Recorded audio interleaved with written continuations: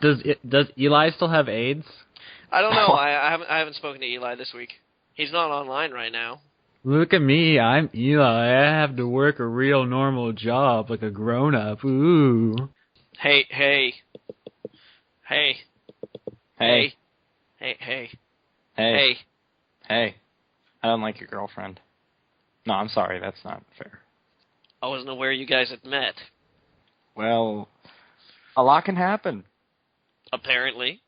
That's, interesting. Did I just wander into a soap opera? It seems that way, yeah. No. She's a lovely lady. Soap opera over. All right. No overly dramatic stuff. I'll let her know you said that. You know what? I don't really like fruit. You know? No, actually I don't. I mean, it's okay. It's all right. Don't get me wrong. I have nothing against fruit. It's not a thing that, like, you know. But I don't know. Like, people who get really psyched about fruit or, like, really enjoy fruit, like, when they bite into an apple and they're like, oh, my God. I'm like, what are you? I wasn't where people did that. I feel that way about bananas. Bananas are fucking delicious. Yeah? You're into bananas? Bananas are the best. See, bananas I like in, like, smoothies and stuff with other things. Like, I feel like a banana needs something added to it, or else it's just a texture with a smell. Like, it's a consistency with an odor to it. Do you guys grow bananas up there in Canada? Like, I had a banana tree, like, in my backyard. Like, fresh bananas are delicious. I do not believe that bananas are really a native crop to Canada. Oh, dude, you lucked out. I had a lemon tree. Delicious. Life gave me lemons, but we never really used them. It was just like life gave you lemons, and you were like, okay. Did you demand to see Life's manager? Yes, that is exactly what I did. And Life's manager just sent me home with I don't want to talk about it. I had a mulberry tree out in front of my house when I was a kid. Mulberries? Pretty fucking tasty. I thought mulberries grew on bushes. Isn't that the nursery rhyme? It didn't really look much like a bush. It looked like a small tree. So it was a brie? Yeah. Or a trush. I like brie. Cheese. That's good cheese, too. Yeah, brie's excellent cheese. I'm a fan of brie. Brie works. Tired again, Austin? I'm not that tired. I had a really bad headache. So you've got a headache, then? It's a little better now. I'm ready for this day to be over. I can sense that. And now I'm reflecting on my own mortality. Cheery! Just start thinking about bananas. That'll be better. I'm not into bananas, though. The whole part of that discussion was that I'm not really into fruit. Oh, not the taste, just how they can be used for comedic effect. All right. That I can get behind. Bananas as telephones? Bananas as a means to, say, slipping on things? Yeah. Plus, I like cantaloupe better anyway. Cantaloupe's awesome. Yeah. Cantaloupe's all right.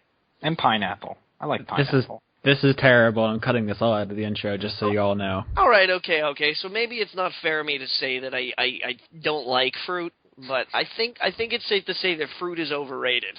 I had some really nice figs the other night. Oh my God, no one cares. I care. Tell me about those figs. They were wrapped in prosciutto, drizzled with honey, and had blue cheese on them, and then they were roasted in the oven. Damn, that actually sounds pretty awesome. They were figgin' good is what they were. I think Austin's dead. I'm really hungry for fruit now. Are you one of those guys? Are you into fruit? Do you get a hankering? Do you wake up in the morning and you're like, God damn it, I want a grapefruit? I'll bet you have spoons. I'll bet you have grapefruit spoons, Austin. I really don't. The only food in my house right now is apples. That seems weird to me. Sorry, I guess? Like no bread? No, I never have bread. Why don't you have bread? Bread is awesome. Bread is awesome. I wouldn't know what to do with it. Eat it. It's pretty self-explanatory. Nah, I ain't about that life.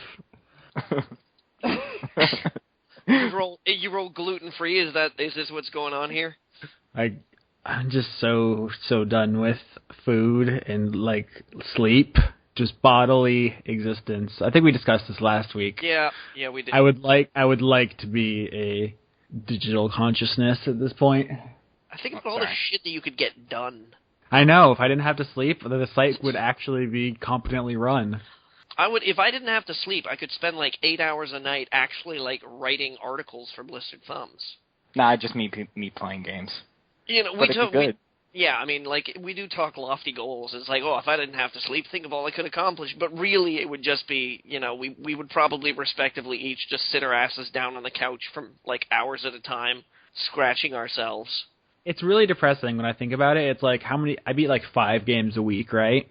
But how many of them do you actually want to beat? Well, not even that, but 5 games a week times 52 weeks, right, in a year. That's hundreds of games, and then I do that for years on end. I'm never going to be able to play all the worthwhile games that come out because I'm just being buried constantly by new stuff. It's just an unreachable goal. You cannot have enough knowledge about this medium firsthand. It will never be an attainable thing. It's really depressing. You gotta pick and choose. I mean, recently I've really gotten interested and I really want to play Eternal Darkness. So I want to find it. I'm going to play that. It's going to be good. But it's like, if I was a film critic, shit, I could watch 20 movies a day, right? Yeah, that's there's definitely a workload discrepancy there by comparison. Unless, it could be worse. You could be a book critic. Oh. I read really fast, though. So You read faster than you get through most video games? it depends on the genre of video game, obviously. You know, RPGs are like 50, 60 hours sometimes. Then you got indie games that are like 2 or 3, so, you know. Yeah. Likewise, you know, sometimes when you read books, it's like, you know, the emergency fold-out for airplanes. Yeah. Yeah. And other times it's like 50 Shades of Grey, the director's cut. Is there a director's cut? No, I don't want to know. The 50 Shades of Grey Atlas Shrugged mashup. That sounds super sexy. I think that's actually called The Fountainhead. I read that. Why am I not surprised that it exists? No, that's a literature joke. Yeah, that's an Ayn Rand joke there for you. Yeah. I'll explain it to you later, Robert. Oh, wait. I get it. Sorry. But I was thinking, like, music albums, right? They can last, 30, 45 minutes, but then I read a music review and it's 2 paragraphs. It's like, shit, I should have worked for fucking Rolling Stone, man. That's the life. Yeah, but print is dead. Oh, they have a website. Yeah. I mean, Game Informer's in print and they have a website. They're doing fine. So, whatever. I'm just saying, video games seems like the most effort-intensive of art forms to be bothered thinking about. Well, it pretty much is. I mean, you have to put so much time into it. Even if it's about the shortest game you could have, it's probably going to be 4 hours at least. 4 hours of music, 4 hours of aesthetics, 4 hours of writing, 4 hours of mechanics to critique. Yeah. I mean, heck, we do more than the Rolling Stone people. We incorporate their part into our job. And thanklessly, I might add. Let's talk about how nobody appreciates how great we are. I am pretty great, but I think everyone knows that by now. I don't really feel like that needs to be explained in too much detail. I just feel like the more we talk about how great I am, the better I feel. Because it's all about me, You're great, Johnny. See? Woo. Feel better already.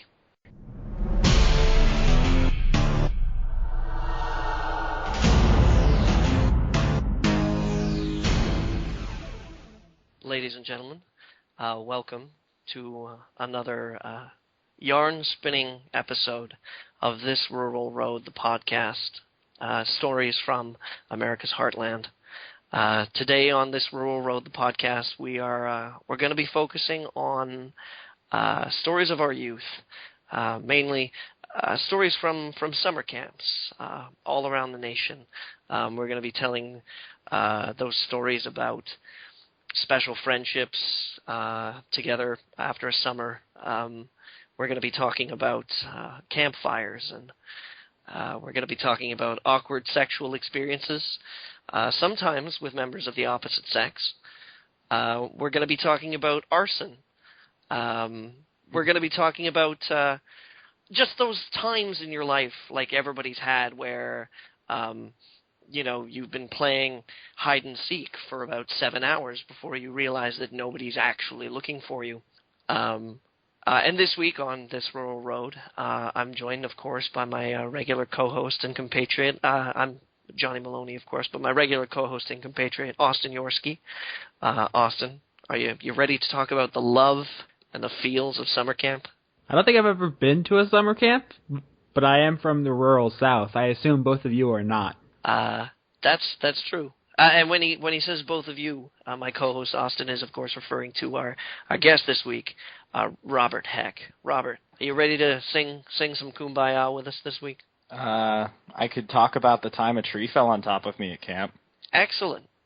Nothing like a heartwarming tale of schadenfreude, of listening to a good friend of yours get hit with 100 pounds or so of wood, break a clavicle. But we're gonna start this off with a listener story that was sent to us, called "The Counselor Who Didn't Touch Too Much." Austin, do you want to kick us off? What the fuck, Johnny? Come on, warm the cockles of our hearts here with the story of the special love that exists only during the waning months of the summertime in America's warm heartland that blossoms between a young person and his or her counselor. Somehow I imagine my story is still more pleasant. I think the phrase "warm the cockles" is way dirtier than I think it is. Didn't Robotnik say that? Probably a little bit. I don't know, really. I'm not sure if my cockles have ever been warmed. Like, I want to walk up to a girl in the bar and be like, "Hey, can I warm your cockles?" Like, I feel like that'll get some drink thrown in your face. Yeah, conceivably. So you guys don't really have any. I mean, you've got a camp story, Robert. You got hit by a tree? Well, it was at a camp, and obviously it was at a camp, but we were in the warm summer months of the year 1990. Is that right? Sounds about right. Okay. I think you got a good start there.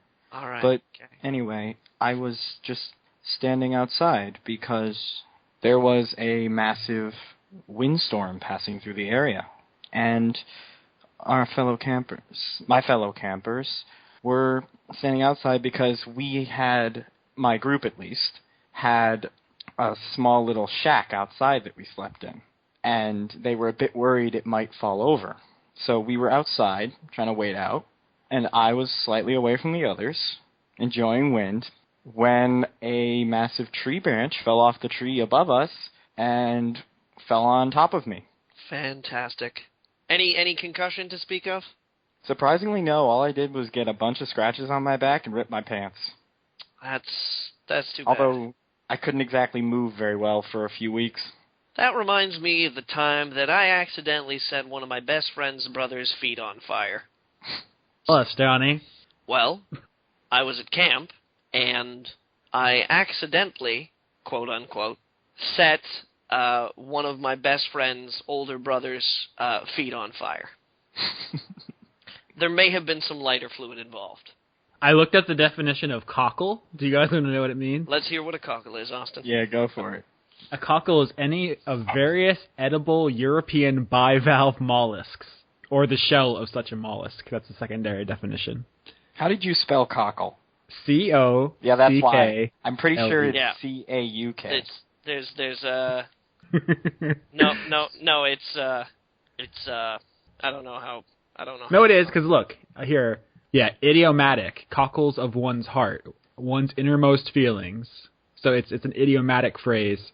It's a metaphor, because a bivalve is like a hard outer shell, right? And it has the squishy inner feelings inside of it. So the cockles of someone's heart would be the inner squishy part, as opposed to their hardened shell. Well, I'm glad that through some heartfelt camp stories today, we could pierce the hard outer shell of my heart and get to the meaty, bivalve-y, soft, squishy bits surrounding stories about arson and people's feet.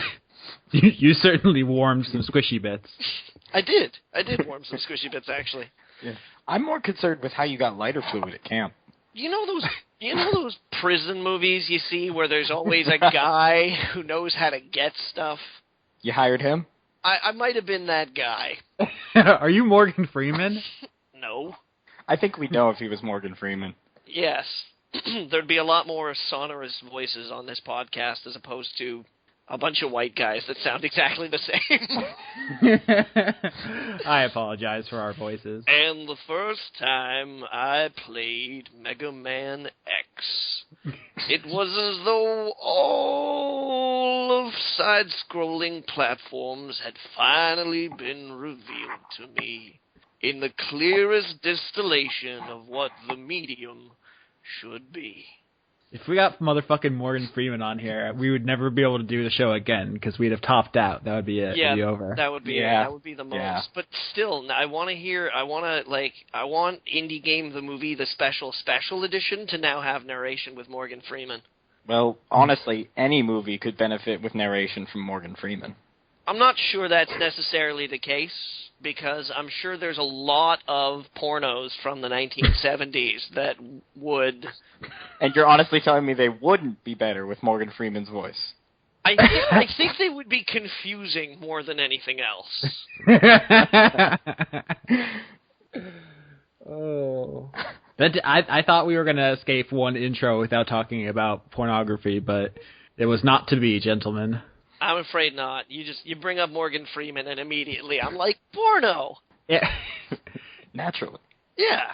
It's like 7 degrees of fucking. Are there any other are there any healthier associations that you've heard me have on this podcast? I don't think so. That's probably the tamest that I could possibly manage.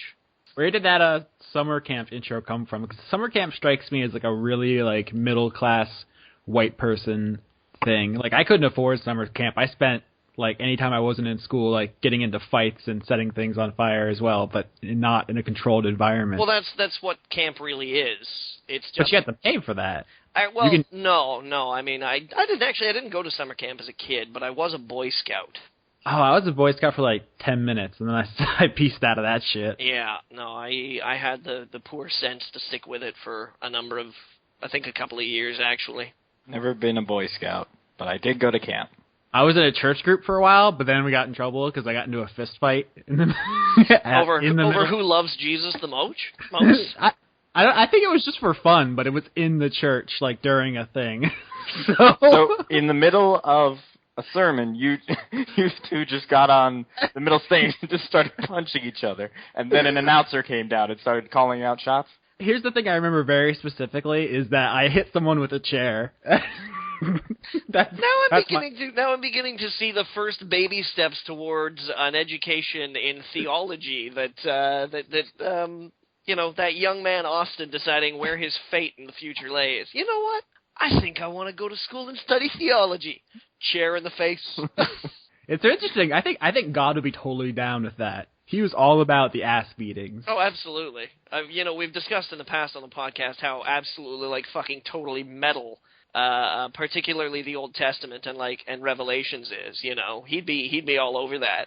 If God wandered the earth today, I'm fairly confident that he would be in the WWE right now. Like if there was like an earthly personification of God, if we had Jesus Christ back to earth, I think he would probably reach the most of humanity. He's like, I got to get my message out there, and also dole out some lordly justice. I think we would see Jesus in the WWE. I think there's a fairly significant overlap in audience as well, because being from the South, wrestling is super big with like the Christian population. I don't know how to put that any more delicately. Well, yeah. It wouldn't be that weird. Wrestling has done weirder things than that. Like, I'm pretty sure there was that one time where Chucky, the evil doll, called out someone for a fight. Why are there so many gamers who are also into wrestling? What is the cross appeal there, the cross market thing? I don't get that. That seems really weird. I'm gonna go with it's the only excuse for guys to put on gold lame Speedos and prance around in boots with tassels and get greased up and hug each other. I understand the homoerotic appeal. I'm not asking about that, Johnny. Oh, okay, all right. You're very specifically about gamers. Yeah. I'm gonna go with the spectacle. I'm gonna go with the spectacle of it. Because, like, one of the things about gaming is there's, like, games are especially these days, I find, so much about spectacle. There's so much flash and zazz and, like, metal and craze, and it's just, like, it's a show, and wrestling is, like, the biggest show. It's so put on, and it's so out there, and it's so exaggerated, and just, like... you either give yourself completely to it, or you actually, like, realize what it is that you're watching and go, good God, what have I done? Like, I have a bunch of friends who, like, watch it and stuff, and that they're welcome to it. I don't even really care that it's fake or anything. I'm just confused about, like, how can we just accept that quality of writing in our fiction? It seems to me that we could do a lot better if we were going to have fake fighting, like, stories. I don't know. Well, that's probably a discussion for another day. I think it's just more along the line of the same reason people can appreciate watching bad movies. Yeah, it's bad, but it's enjoyably so. I still think it's the boots. The boots and the tassels. And the body makeup. Don't forget the body makeup. Are there still a lot of tassels in the modern wrestling? That's still a thing? I only hope so. If there's not, there should be. Because if at any point in time I'm ever like, I need a tassel fix, and I turn on wrestling and it's not there, I don't know where I'm going to go. Do you guys watch MMA? No. I don't watch God. wrestling. Do you know the motherfucking Green Ranger is in that shit? The guy who played Tommy on Power Rangers is an MMA fighter. Like, for real. Seriously? Really? He's really fucking, like, jacked and badass, yeah. Does he yell, it's morphin' time before he, like, I really hope he does. Before he performs his special move? I might actually have to watch wrestling if that happened. Does that happen? He does not yell, it's morphing time. Oh, now I'm sad. No, MMA is not really my thing. If I wasn't a games writer, that might be what I'd be doing with my life. I think fighting is just fun, just real life fighting. Like, all of my front teeth are chipped from fist fights. You're weird. Do you know that? I'm sorry. I just think it's fun. It's just a fun activity. No, I mean, like, yeah. Has no one else realized? I feel like we've done like 60 episodes of this show. I am like the whitest of white trash. No, I get that, Austin. I get that, but it's like it's the whole package that disturbs me. It's not like one piece or two pieces or three. It's when you put it all together, and I'm forced to look at you as a painted whole, and I'm like, my God, that's either genius or disaster. I'm like the most normal person in Florida for the record. Well, that's not saying much, is it? No, it's not. I'm just saying, if you got to put it in perspective, guys. I'm not suggesting, that you should be accosted and or hunted down for any abnormal. Like, I'm not normal. This, that would be the pot calling the kettle black and whatnot. But I mean, which would be racist. English theology. Well, no, it wouldn't be, because both the pot and the kettle are black. So it'd be like, it'd be like one of those interracial handshake things. It's one of those self-loathing racism things, and internalized racism. Exactly, it would be an internalized racism thing, whitey. But yeah, so I like English theology. You love Pokemon. You were like a high school footballer. Pokemon's badass. I don't see the contradiction here.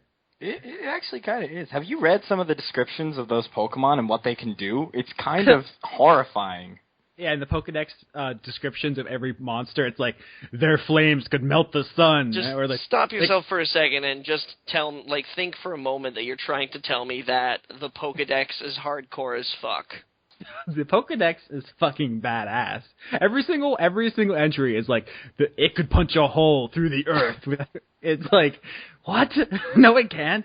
It has a 55 attack stat. It can do shit. But the Pokedex, it's like the Guinness Book of World Records. Yeah, you weird me out, dude. That's all I'm trying to say. It's hurtful, Johnny. Not in a bad way. I mean, in an interesting way, not in a scary way. More in a, hey, what's that about, as opposed to I need to tie that up and go far, far away from it. Like, not in a way that if you and I lost touch, and then like 10 years from now, and I picked up, and I just for some reason, let's say I'm standing in line at the supermarket, and I'm like waiting for this guy who's in front of me because he's arguing about the price of chickpeas or something like that, and I'm like, oh fucking, whatever, and my eyes wander over to like a National Enquirer, and then there's a headline about a man in Florida who gets arrested because, I don't know, he set fire to a church, and then like, he was dressed up as Voltron or something, and tried to escape by jetpack, but like the jetpack exploded, and they couldn't find a body, and it was like, there's two eventualities. There's either I'm gonna look at that and I'm gonna go, I wonder if that was Austin. Or not, I'll just be like, oh, like Austin's a pretty, at this point in time, if I if things continue on this track 10 years from now and I see that headline, I'm going to be like, I should look Austin up and see if he's okay. Dear me. It's not my fault you guys don't have any kick-ass stories. I have tons of kick-ass stories. Wasn't the tree good enough? Who hasn't had a tree land? I had a tree fall on me as well. Exactly. Good. Well, no, not good, but... It was a whole tree, though. It was like the whole thing. It wasn't just a branch. Like, I had a tree. It was really funny. It was like twilight, dusk, like I couldn't really see where I was going. I was like looking up at the sky, and then this silhouette of this tree started getting bigger, and I was like, that's weird. Oh, God. And then it just like, boom, smacked me right in the clavicle. Ow. That hurt. And mere moments later, I was lit on fire. I don't go camping anymore. Right now in British Columbia, there's an outbreak of this thing they have called the giant hogweed.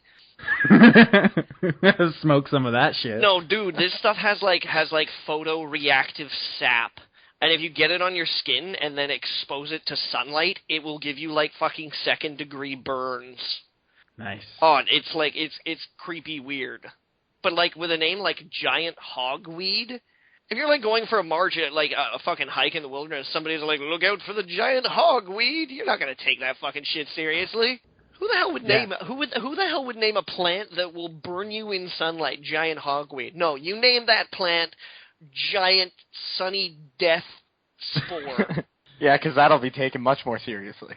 I would take it more seriously if somebody's like, hey, watch out for giant sun death spore. I'd be like, what the fuck is that? Oh, sun death? That's okay. Sunny makes it sound non-threatening. All right, sun death spore. I'm pretty jaded to like wildlife. Like I just walk outside my door and there's just like a black widow spider just chilling out on the railing, and I'm just like, "What's up, spider?" It's like not even a weird thing to me anymore. Dude, nature is trying to kill you. Living in Florida is like being in like every Bear Grylls episode of every television show he's ever done in his entire life. I was gonna say it's like a really bad sci-fi original movie. Wait, I thought that was Australia. No, that's a good sci-fi original movie. Of course. Because there's a body count. Florida, we just lose limbs and teeth and eyes and fingers. Just Australia, they start stacking the corpses. So that's the difference there. No offense to Australia. No, Australia's badass. Yeah, really.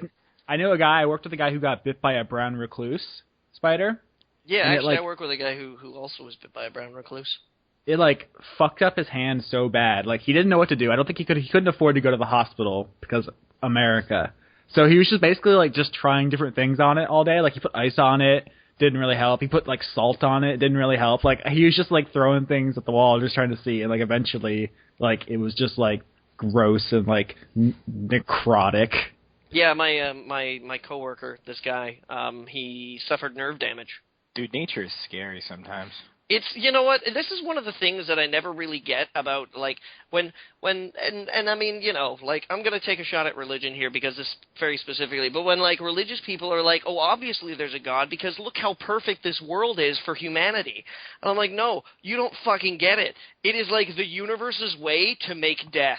Like, everything in this fucking universe, from, like, the burning nuclear fusion that happens in suns to, like, the freezing death that happens in the farthest reaches of the galaxy to just what happens when you fucking, like, walk out the door and fall on a patch of dirt. It's like, no, it wants you dead. Nature wants you dead. Yeah, there's There are several places in America specifically that are clearly not suitable for human habitation, but we have gone ahead and habitated them anyway. Arizona and Florida are two pretty good examples. It's like 105 degrees. No good reason for anyone of human intelligence to be living there. But we do it. Do people live in Death Valley? Not when I was there. Not for long. Yeah. I just wouldn't put it past us to try to live there, even though we shouldn't. Yeah, well, man, let's stop talking about nature. I'm getting paranoid now. There's like a moose standing outside your window just looking in. That would really weird me out because I'm on the 24th floor. Flying moose. Oh, God.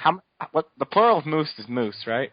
Yeah, I imagine so. I've never seen enough of them to bother learning what the plural of them are. I'm not sure I've even seen one moose. I might have seen a moose. Speaking of wild animals, just getting up in your shit, have you ever been attacked by a goose? I saw someone get attacked by a goose. That is something that they teach very strictly children in Canada. You fucking stay away from those crazy motherfuckers because they will fuck your shit right up. Because no one told me. Canada geese, yeah, it's like you fucking stay away from those motherfuckers because they are like the black bears of avians. They will hunt you down. You could it'll be like 3 years and you will barely fucking remember that you had this like little encounter with a goose. And then like at 1 o'clock in the morning, your doorbell will ring. You're like, who the fuck is that? You go to the door and it's like a Canada goose, like with a fucking shiv, and he's like, remember me, bitch. Sadly, we don't get those lessons here in America. That was basically my story, Johnny. You pretty much stole it. Sorry. So how did you fight off the shiv-wielding goose? Was it a Canada goose, Austin? I didn't. Was it a loon, as they like to call them sometimes up here? I didn't ask for its nationality or place of origin. Well, there's your mistake, because they hate being mistaken as Americans. Breach of etiquette. Breach of etiquette. That's why you were attacked. What did it like? What did it look like? Was it colored? Was it speckled? Was it white? Honestly, I can't remember that well. I was like 5. I just remember it being really frightening because they're like relentless. Like they just really want to mess you up. They are. They're scary ass bastards is what they are. Don't fuck with geese, kids. Don't fuck with nature. Yeah, stay inside and play video games all day. That is such a good transition. If your mom is ever like, you play too many video games, be like, Mom, have you been outside, bitch? Nature's trying to kill me. You just open the door and there's like a brown recluse on top of a goose riding a grizzly bear or something. Yeah. I don't know. And they've all got knives made out of toothbrushes. And the grizzly bear's got like a piano wire garrote. I think the recluse would have the garrote. It'd be easier for him to get to the neck. Video games aren't going to kill you. Sure, if you don't balance that behavior out with some kind of physical like activity, like an indoor treadmill or something like that, it may shorten your life. But that's why everything in moderation. That's why you go and learn kung fu, so that when that goose comes to your door 10 years later, you kick it right in the face. Until that happens, kids, play video games. They're safe. Speaking of video games. Wow, that was a long one. That's what she said. Boom, penis joke. Did it. Nailed it. Can I go home? Nailed it. I see what you did. Yeah, all right, Austin. You can go home. There you go. Bye. See you, suckers. Fine, we don't need you anyway. That's the BT, the unspoken rule. First person to get to the naturally arrived at penis joke gets to leave early. Oh. All right. So why don't we move on to news? Because no distasteful podcast on the internet would be complete without a discussion of Microsoft's behavior regarding the Xbone.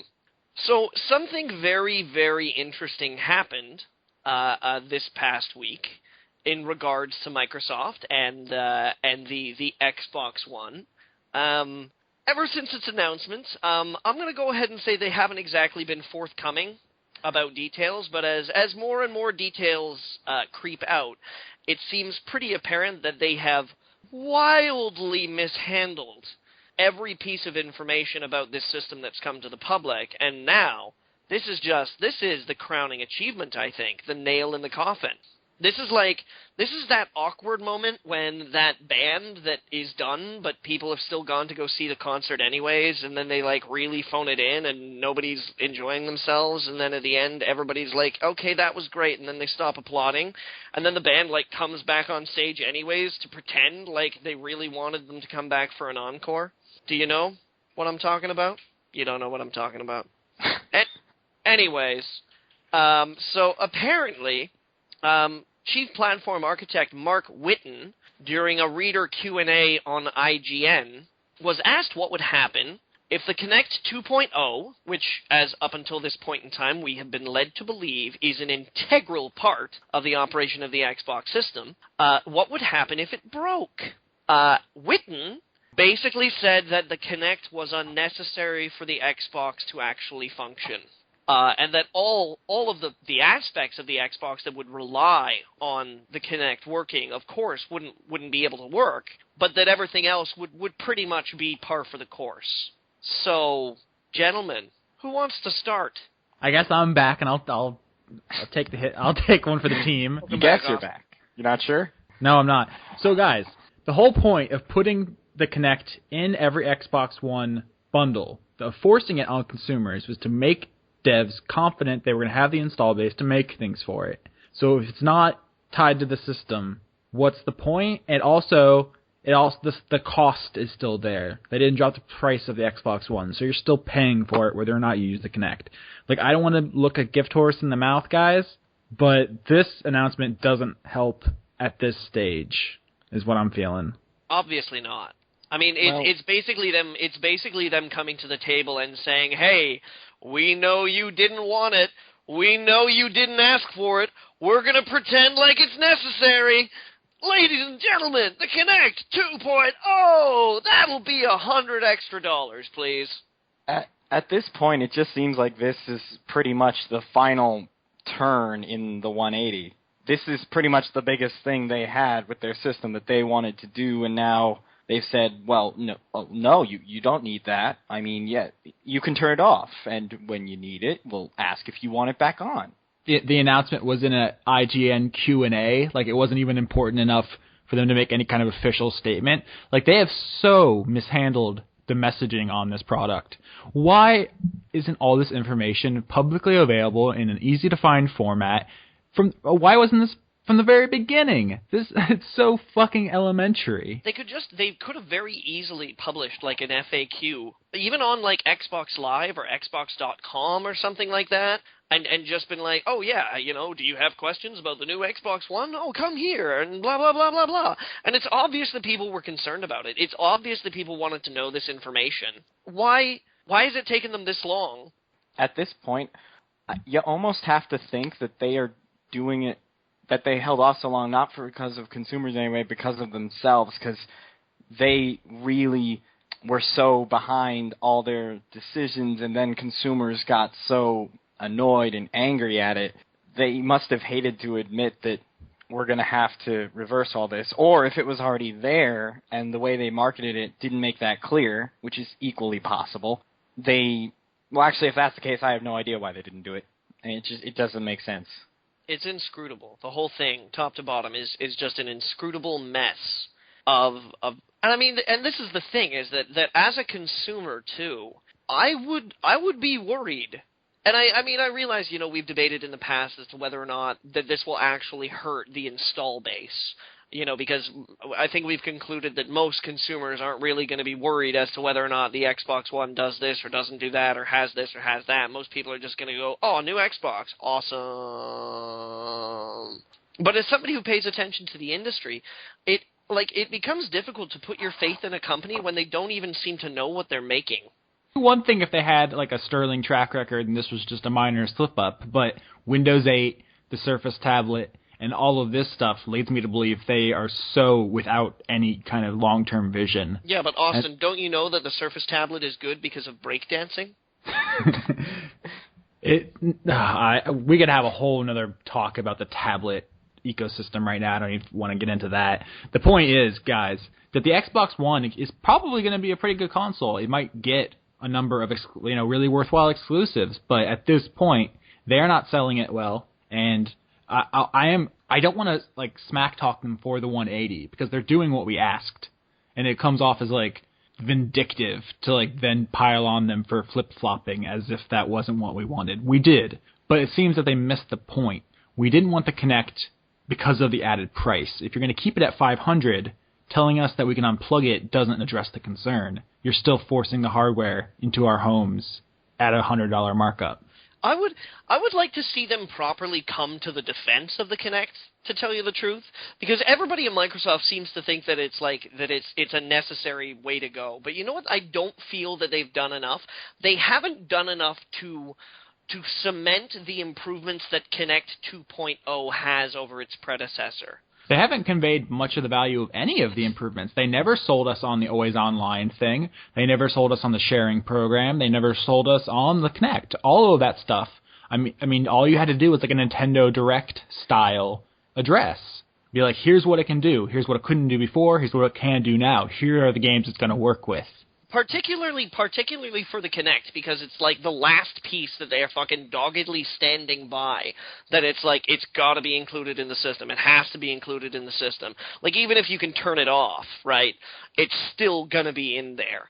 But I would really love them to be like, oh, okay, so this is what we've done. The original Kinect, blah, blah, blah, blah, blah, these many movements, this much depth, optimal in this kind of space. We've miniaturized the Kinect 2.0, so it's better in yada, yada, yada, yada, yada, this much depth, this much space, you know, like, it'd be really great if they could just say, yeah, you know, the Kinect didn't work in most living rooms or areas that people were playing games in, so we tried to do this, and now it's better at reading motion closer to it, or this, or that, or something. And I mean, you know, like, it would be all really great and everything if that information was available in the internet just to Google. There's probably something that I can go and I can read, but it's there, like, I'm sorry, but it's your fucking job to sell this to me, Microsoft.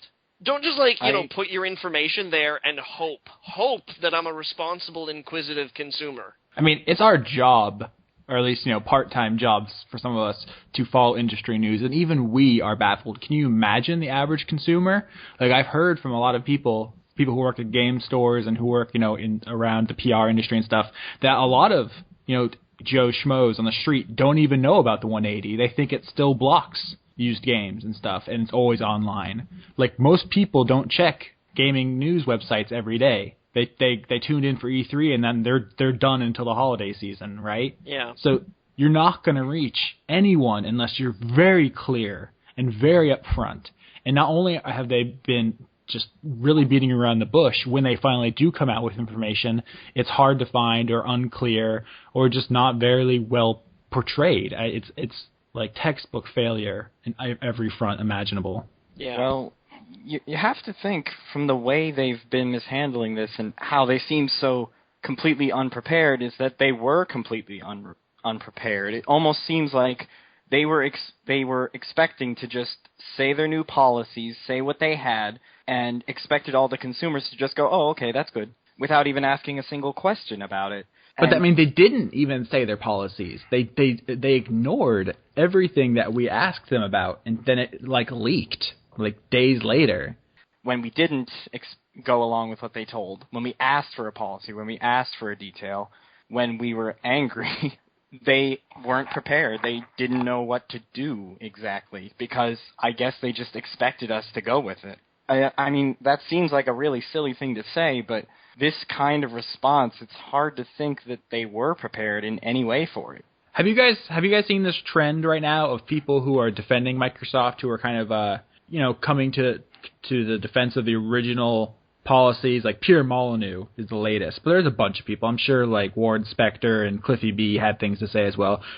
Molyneux is the latest, though. He said that it was really unfair that everyone jumped down their throats when they said that they were having an always online anti-used game consoles, and we should have given it a chance.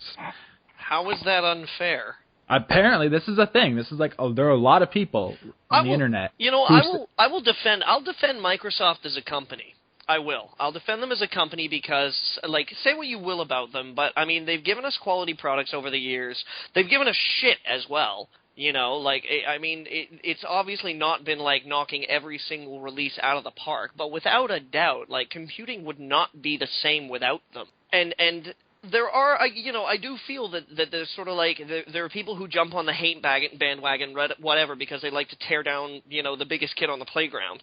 People who like to spell Microsoft with a money symbol instead of the S, and it's kind of like, computing would not be the same without them, and they've done a lot of good for the consumer, and they've done a lot for small guys too. Like there's a lot of applications, there's a lot of games, there's a lot of companies that wouldn't be where they are. There's a lot of products that we wouldn't have without Microsoft having made like certain decisions in the past. And I got nothing but love for Bill Gates. I mean, that man is one of the greatest humanitarians that the world has seen, and I don't think people realize that. I know that he's not really involved in the day-to-day operations of Microsoft anymore, but, his legacy is entrenched with the company, and I got a lot of love for him. But that doesn't make them immune to criticism. And when you come to the table with a product that customers don't want, it's not the customer's responsibility to give it a chance and maybe learn to accept something they're not interested in having.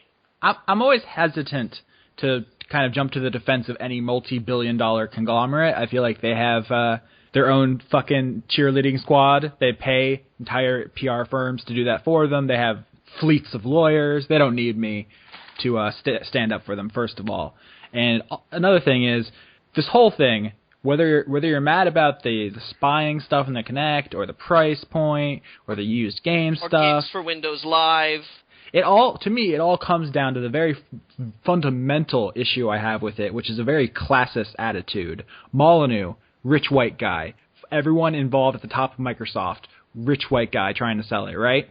All these people, Cliffy B., Warren Spector, rich white guy, they don't get to tell me or the millions of middle-class and lower-middle-class Xbox owners what we want or need. But, Austin, you're forgetting Apple. Well, Apple's a different thing. That's a whole other kettle of fish there. Microsoft keeps trying to be Apple, but the appeal of Apple is that it's Apple. Apple makes Veblen goods. They are status symbols. They sell lifestyle. Yeah, you don't get an iPad because you need an iPad. You get it so you can say you have an iPad. It's conspicuous consumption, and Microsoft doesn't understand that they don't have the branding for that. They make functional technology, utilitarian technology. They should be making functional technology. that is their niche. Yeah, absolutely. So that's the whole reason that the iPad is crushing the Surface, because the Surface may be cheaper and it may be compatible with a whole bunch of other software, but nobody wants it because it's not. No one's gonna be like, "Oh, you have a Surface?" Like, that's not going to get you fucking indie cred at the Starbucks, which is why people buy iPads. I think, to be fair, though, that the marketing of the Surface has been, like, wildly fucking mishandled. Like I said earlier, but everybody wants a Surface because of breakdancing. That's true, but I think that was a loaded hand to begin with. There's no way you could have sold the Surface, I think, to compete with the iPad. Absolutely not. No, what you needed to do was target people who needed a fucking laptop, and then also be like, and hey, guess what? It's also a tablet. Rather than being like, hey, want an iPad, but looking for something cheaper? Check this out, breakdance. I don't know. I fucking they're doing crazy shit. I don't understand what's going on over at Microsoft. Like I've kind of always sort of been in tune with what they're doing. I'm always sort of like, okay. Like I've got a Zune. I admit it. There we go. That's either like internet fucking excommunication right there, or like super exclusive nerd club. But this thing is like 6 or 7 years old, and it's still trucking. It still carries a fucking 10-hour charge on a day-to-day basis. Like I'm very happy with it. I jumped on Vista way too early because I was really excited about finally a fucking 64-bit operating system, and then when I realized that it didn't come with any DirectX 9 installed in it, I was like, what? Are you stupid? Yeah, lately they've just been I don't know. I honestly don't know what they've been doing. Games for Windows Live. Jesus Christ, what an abortion that was. Wow. I can't even begin to express the hate that I have for that system, and how they stubbornly foisted it upon development studios, even as they were rolling it back. They tried technical support for it, because I had trouble with games for Windows Live, and whenever I wanted technical support with it, it sent me to Xbox.com, and like people were literally like, "Okay, turn your Xbox on." I'm like, "Dude, I don't have an Xbox," and they're like, "Well, why are you calling Xbox support?" I'm like, "Because all of your fucking contact information for games for Windows Live runs through Xbox support." Like I would have to talk to like half a dozen people before they'd like send me to somebody who's like, "Oh yeah, they did do that, didn't they?" And that was, like, the most that I got from them. I lost an account, and I lost a bunch of games that were fucking tied to that account, because you buy them, and then it's like, tie this, like, you enter your fucking CD key, and then it's like, okay, congratulations, this account now, like, this game only exists for this account. And when I fucking lost it, I lost those games, because you can't unbuy stuff on digital distribution. So it was like, congratulations, there's all these fucking games in like, you know, a store account that I didn't lose, but I can't download and play them because I can't log into my fucking Xbox Games for Windows Live. I had to get Steam support to take games out of my games list just so I could buy them again when they went up on sale. That's just miserable. It's fucking nuts. What, like, I can't understand what they've been doing internally for like the past 5 or so years. They've gone sideways. In the end, I think it really comes back to what Austin was saying, in that they think they know what is best and what we want for us, but they don't. And yet they keep trying really hard to convince us that they do, and doing things that seem to get across that mindset even more. I've seen a lot of apologists say, you know, Xbox One is the future. We've ruined it. It was going to be the Steam of consoles. And it's like, first of all, it wasn't. Steam isn't a subscription service. Second of all, we already have Steam, so you missed the boat by like 10 years. And third of all, if you actually have a vision for the future that is so important that it can't be, that you couldn't afford to have it ruined by the dirty peasants on the internet, then you should have been able to communicate it better, and you probably shouldn't have backed off of it. Yeah, you could have sold that shit. Instead of just telling us what we were going to get, like, show us why it's amazing. Make a case for why these concessions of Always Online are fucking important. Because maybe I'm not against Always Online. Like, if somebody says to me, look at this really amazing thing, and if I get amped and excited about it, but then they say, the one thing about it is that it requires a persistent connection to the internet. Or even when they got to the point where it was like, it will have to check every 24 hours. I would be, as a consumer, able to make an informed decision and say, well, this is awesome, this is awesome, this is awesome, this is awesome, this is awesome. And, you know, I do have a pretty good internet connection at home. But they didn't even do that. They didn't try and sell the console to us. It was like they didn't think they had to sell it. Basically like suicidal overconfidence. Yeah, what was that? I forget who it was, but don't you remember when that one Xbox employee said, we have a console for people without Always Online? It's called the 360. What was his name? Yeah, that's Zynga CEO, what's his fuck? Don Matrick. Oh yeah, Don that Matrick. was him. It's just, that sentence right there pretty much gets across the mindset better than any of our descriptions could. It's been, I gotta admit, like, in a perfect world, the Xbox One would be a huge, amazing success, and the PS4 would be a success, and the Wii U would be a success, and we'd all be happy. But I have taken a kind of perverse joy in watching everyone basically eat their words. There was, you know, the Major Nelson who said the online stuff can't be taken out. It's just integral to the system. It will never ever be taken out. And then like a week later, it was taken out. Adam Orth too. There was the whole Adam Orth thing. Yep, Adam Orth, deal with it. That was a great thing. And then Don Matrick jumping ship right after, you know, his grand final stand against the internet. So they have fallen like dominoes, and maybe that speaks to the internet hate bandwagon. Who knows? You know, a lot of the things about the Xbox One excite me. I sound like I'm being a total like negative asshole about this whole situation, but the controller looks sweet. I like a lot of the exclusives they showed: D4, Sunset Overdrive, Quantum Break. If we ever see any gameplay footage of that, so I don't want to be negative. Obviously, I feel it's obvious. Maybe it's not. It's not obvious that you don't want to be negative, Austin. It's something that it takes a little wheedling to get out of you. Hate monger. All they need is one exclusive Mistwalker JRPG, and I'm on board. Absolutely, some cult classic, like a hit, like something iconic, like Xenoblade. The 360. Okay, fine. Transition to the next story, Johnny. No. See if I care. Continue. Go on. Nope. Do it, Johnny. I want to hear what you have to say. I was just saying that the 360 had Lost Odyssey, and it's exclusive. You can't get it anywhere else, and it's fucking amazing, and I would have bought a 360 just to play Lost Odyssey. All I need is something like that. All right. Xenoblade. Hit me. Xenoblade Chronicles, you mean? The cult classic? Depending on the region. I believe it's just Xenoblade in other regions. Well, okay, fine. Xenoblade Chronicles. There's a stranger blade in it, and possibly the chronicling of the blade in it, which is strange. Or alien, as it were. Well, a story was actually released earlier today, on the day that we are recording this podcast, that Xenoblade, which was the RPG that started Operation Rainfall. Operation Rainfall, if you're not familiar with, is essentially a project to bring RPGs from Japan that look as though they're not necessarily destined for localization in North America to a North American audience. Well, Xenoblade Chronicles has very recently suffered a kind of a renaissance, if you will. A number of copies of Xenoblade are showing up, used copies are showing up all over the internet and at GameStop these days, retailing for about $90 in the U.S. range.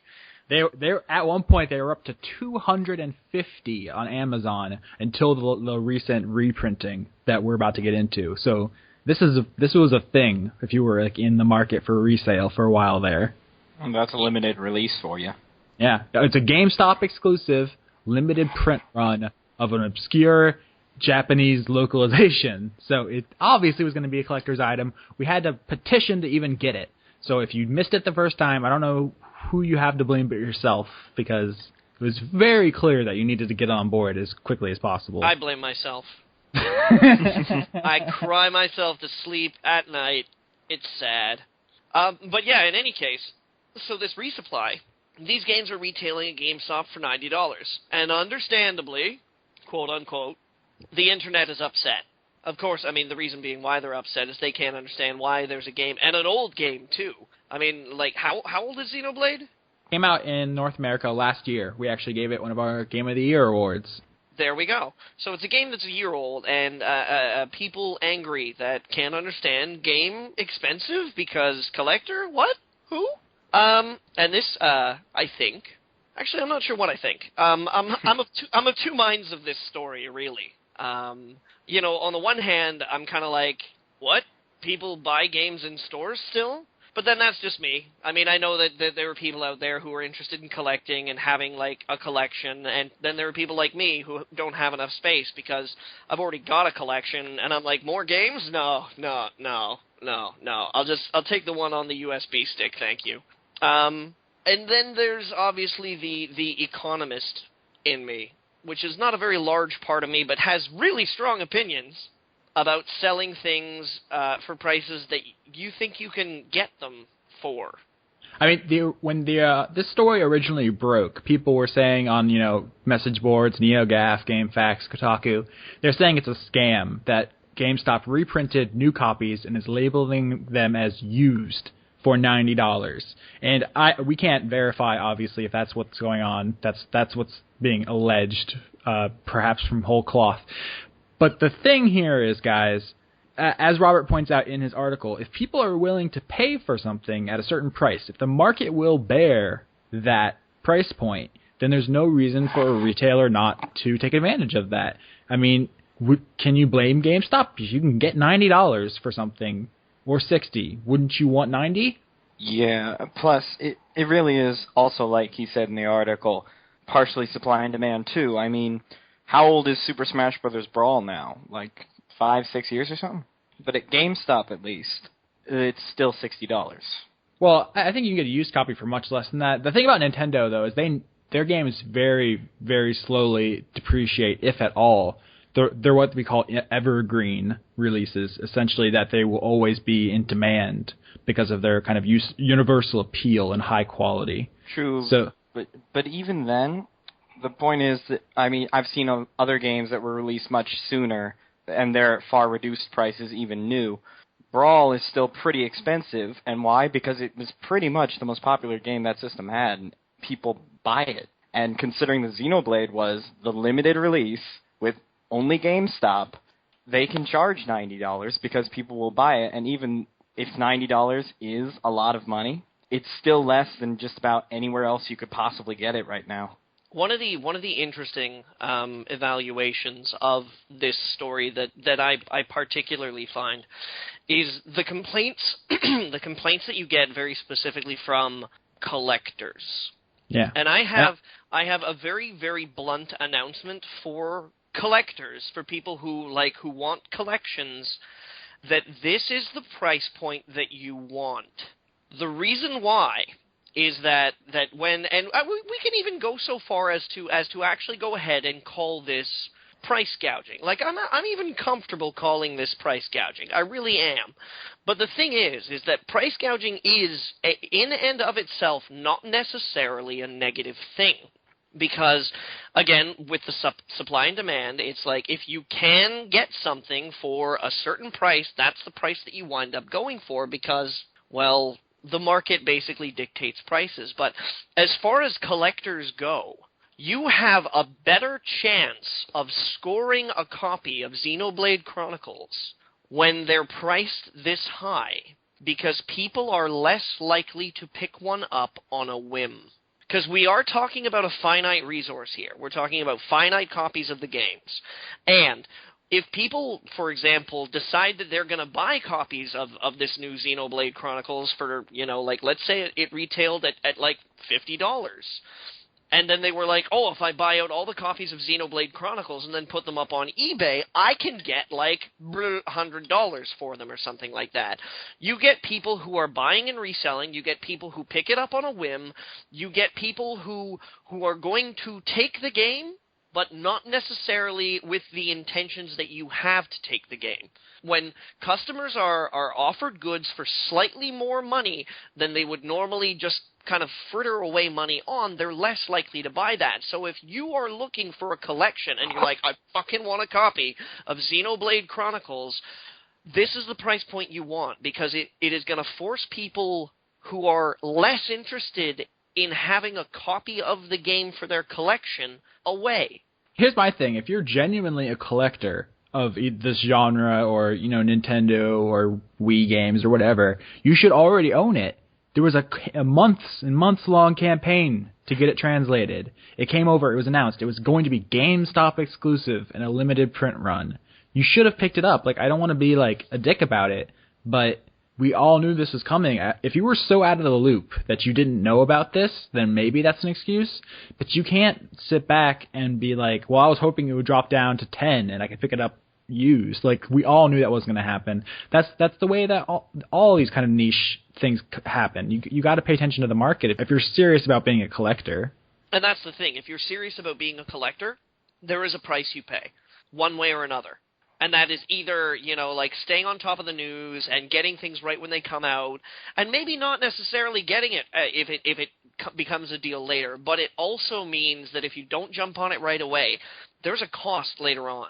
It's an investment, essentially. You're betting money now against future value, or just if you just want them on your shelf for, personal reasons, you're going to expect to pay money for that. So, I don't know. It doesn't mean that GameStop should just charge whatever they feel like for anything, but this was a specific case which I feel like all the facts were pretty evident ahead of time. That was pretty sensible of us. I don't know. I always do that. It's the thing. Like, Western games, guys, like big mass-produced EA, Activision shit, that stuff will be 80% off in a week. Like, niche Japanese stuff, Xseed stuff, Axis stuff, some of the more obscure Atlas stuff, you got to pick that up at launch. There's no guarantee that it's going to do well in the market. There's no guarantee that, and this happens with a lot of these games. Even I know this, when they come over, they print very limited runs because they're never sure how they're going to be received.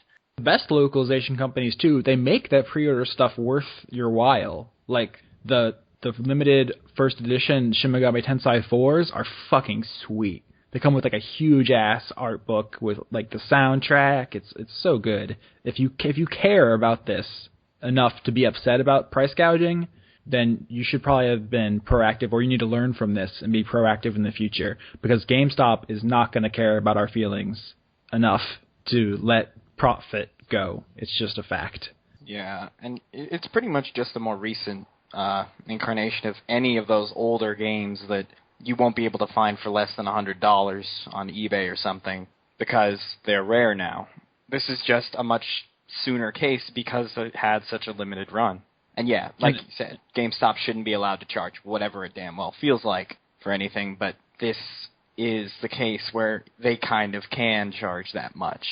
Because they secured exclusivity from Nintendo. That was the terms upon which they stocked it. But yeah, it's a thing, guys. That's the economics of this. I've heard people talk about the Steam sales ecosystem and how the constant summer, winter, whenever every weekend sale thing is not sustainable. And I always say the market will bear what it will bear, and we will reach equilibrium eventually. You know what I'm saying? It's not like anyone's going to keep doing any business practices that cut so far into their bottom line that they start operating at a loss. If Valve is doing it, they're doing it because it makes money. And that's the same thing GameStop's going to do. If they can make money, they're going to make money. And the only way we can opt out of that is to keep the money to ourselves. So if this is not a price point that you are willing to accept, do not buy Xenoblade Chronicles at $90. And if everyone does that, it will deflate the price. But apparently that's not happening because they're still charging it. Anyone else take high school economics? No, but I read a book that had numbers in it once. Like I have logic. Does that count? 5 and 12. Oh, I read that book. Yeah. The twist at the end was mind-blowing. 36. Oh, God. He means when 7, 8, 9. That's the prequel. The backstory. Oh, I've been reading them. No, I guess I have been reading them in order, haven't I? If it's the prequel. I've lost control of this joke. Help me. Yeah, it's gone, gentlemen. Put it to rest. Dig the grave. Push it in and cover it with dirt. And when I say that, you know it's over. So, what's everybody been playing? Or do we want to touch on Square Enix quickly? Here, I'll do it. Oh my God, they don't really have that much money, but things might be looking up. Well, okay. Good job. We did it. I got nothing else to say. Yeah, Crystal Dynamics had to let some people go. The first quarter results are in, blah, blah, blah. It's not really any significant changes. I think they should hug it out. I think listeners are probably tired of the industry inside news shit at this point. Yeah, fuck it. We've talked about economics way too much. Let's talk about other things. Indeed. Robert, what have you been playing? I've been playing many things. Uh-oh. Yeah. Might be here for a while. But probably the biggest is that recently I just kind of literally listed out all the games I've played, and I've been trying to finish all the games I started but never finished. And among other things on that list were a few Final Fantasy games. And I've finished 2 recently. You finished Final Fantasy 2 recently? Well, yes, actually, that was one of them, but I meant I finished 2 Final Fantasy games. So, Final Fantasy 2 and? Final Fantasy 9. I never finished 9. Well. And are we talking 2 like the Super Nintendo 2? No, we're talking like the Japanese 2. Alright, good. And I'd like to get to that first. Do we still have to fucking clarify that shit so many years later? Like, everyone is pretty familiar with the actual official timeline. Are we still in the Super Nintendo numbering days? I still feel like it requires clarification. Better say sorry, right? Not for my own benefit. I'm well aware of their numerical magic. I'm just saying, I don't think anyone's listening is going to be like, is he talking about the one where you talk to the beavers? Or that's all I remember from 2. Well, really, you don't remember Minwoo? Everyone seems to remember him. Final Fantasy 2 sucks ass dick. Yeah. Well, I normally don't like saying bad things about games, but my gosh. Final Fantasy 2. Jeez. That game is the most horribly balanced RPG I've played in my entire life. It must have been interesting when it came out, but yeah. I've recently replayed 1, 3, 4, all of those still hold up to a certain extent. Not so much 3, But 2, I can't imagine any context in which it could be enjoyed. Okay, so, to get into this, Final Fantasy II, let's get the other things out of the way. The story is fine for the time. It's very simple. Evil Emperor, Rebel Force, go fight, win. Who cares? Minwu the White Wizard is cool. I mean, that's all we got, really. Graphics are fine for the time, again. I actually played a GBA re-release called Final Fantasy 1 and 2 Dawn of Souls. So my graphics were probably a lot nicer than the original. But yeah, it looked nice. Music's fine. I mean, everything got updated for that. But really, that's not what's important about Final Fantasy II. What's important about Final Fantasy II is its god-awful leveling system, or lack of thereof. The way it works in Final Fantasy II, you build your stats based on what happens in combat. Like, if you don't have levels, if you want your HP to go up, you need to take a hit and lose HP. And sometimes that'll make your HP go up.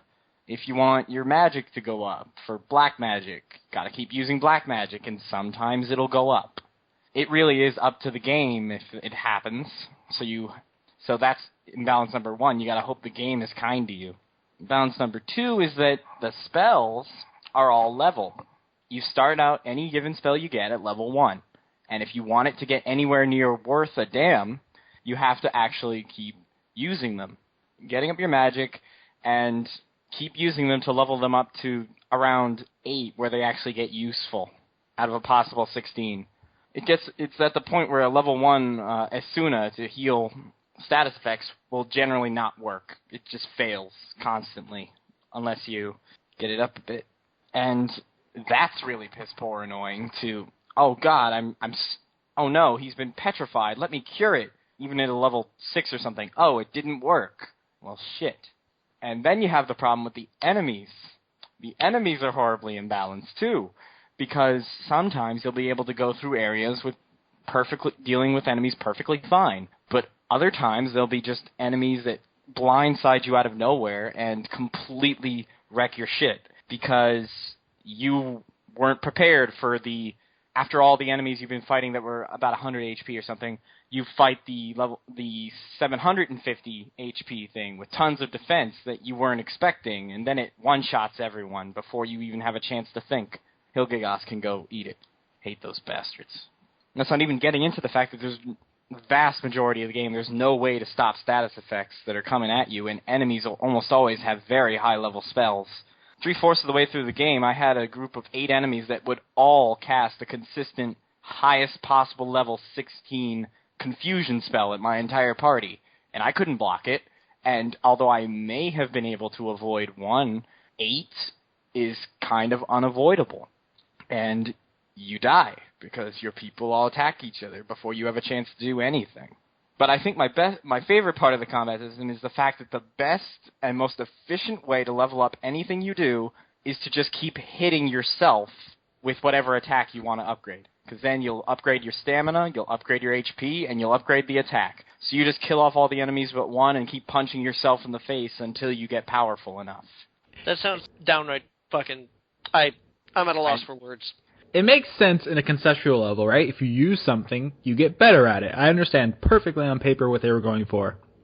But much like, all the Elder Scrolls games, that shit is so easy to exploit. You just jump in place for an hour, you just go to the potion shop and buy 1 million ingredients and just mix them all until your potion skill is like level 100. Like, that stuff can be so easily be exploited.